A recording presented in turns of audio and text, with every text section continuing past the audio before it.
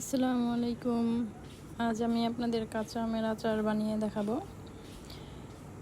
তো চলুন দেখে নেই এটা বানানোর জন্য কি কি লাগবে। এখানে আমি নিয়েছি সরিষা বাটা, রসুন বাটা, মরিচ বাটা। আর এখানে আমি আম নিয়েছি, কেটে সারা রাত ভিজিয়ে রেখেছিলাম লবণ দিয়ে। আর এটা নিয়েছি চিনি, সরিষার তেল, আর লাগবে হলো সিরকা, যেটাকে আমরা বলি ভিনেগার, আর লাগবে লবণ।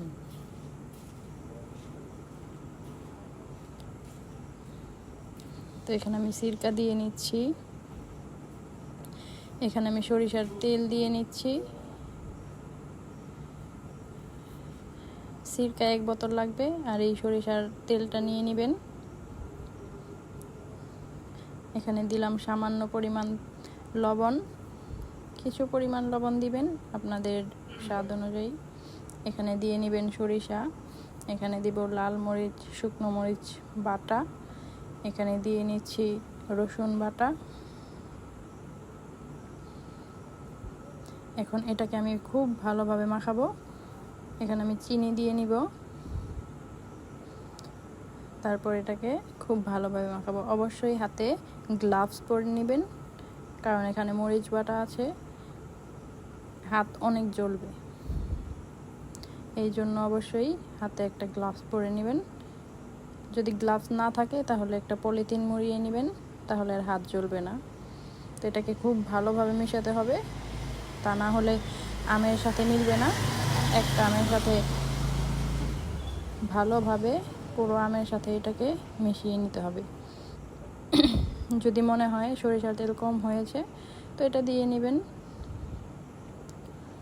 এটাকে খুব ভালোভাবে নেড়ে চেড়ে ভালোভাবে মাখিয়ে নিতে হবে।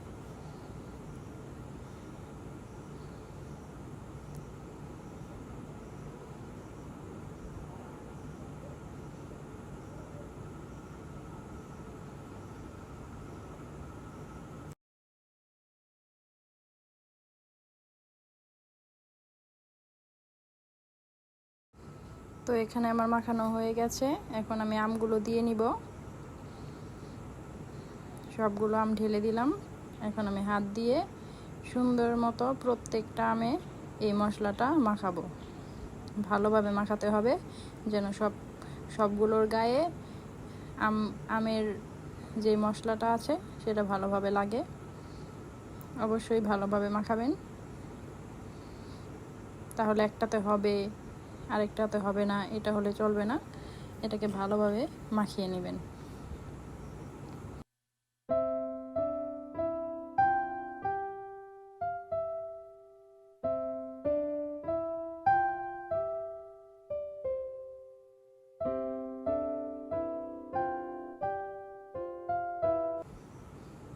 এখন এটাকে আমি রোদ্রে দিব, সকালবেলা রোদ্রে দিব, একদম সূর্যের আলোতে দিবেন। ভালোভাবে এটা রোদ্রে দেওয়ার পর এই যে আমার আচার হয়ে গেছে।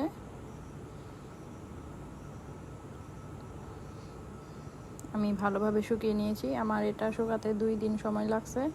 এই যে এরপর আমি 5 ফোড়ন দিয়ে নিব। কিছু 5 ফোড়ন দিয়ে মাখিয়ে তারপর এটা আমি বয়মে ভরে ফেলবো। 5 ফোড়ন দিয়ে সুন্দর মতো নেড়ে দিবেন যাতে সবগুলোতে 5 ফোড়ন যায়, সবগুলো আচারে 5 ফোড়ন লাগে, তাহলে ভালো হবে। এখানে আমি একটা বয়ম ভালো করে ধুয়ে, এখানে যাতে কোনো পানি না থাকে এটা অবশ্যই খেয়াল রাখবেন, কারণ পানি থাকলে আচারটা নষ্ট হয়ে যাবে। আর এরপরে আপনারা এটা মাঝে মধ্যে রোদ্রে দিবেন, কড়া রোদ্রে দিলে তাহলে এই আচারটা ভালো থাকবে। এটা আপনারা ফ্রিজেও রাখতে পারেন, বাহিরেও রাখতে পারেন, কোনো সমস্যা নেই। এটা আপনারা সব জায়গায় সংরক্ষণ করতে পারবেন। যদি দেখেন মাঝে মধ্যে একটু সমস্যা হচ্ছে তাহলে এটা আপনারা আবার রোদ্রে দিবেন, একদম ঠিক হয়ে যাবে। এখানে সিরকা ব্যবহার করেছি তাই আর কোনো সমস্যা হবে না। এই যে আমার বয়মে ভরা হয়ে গেছে, আপনারা দেখতে পাচ্ছেন।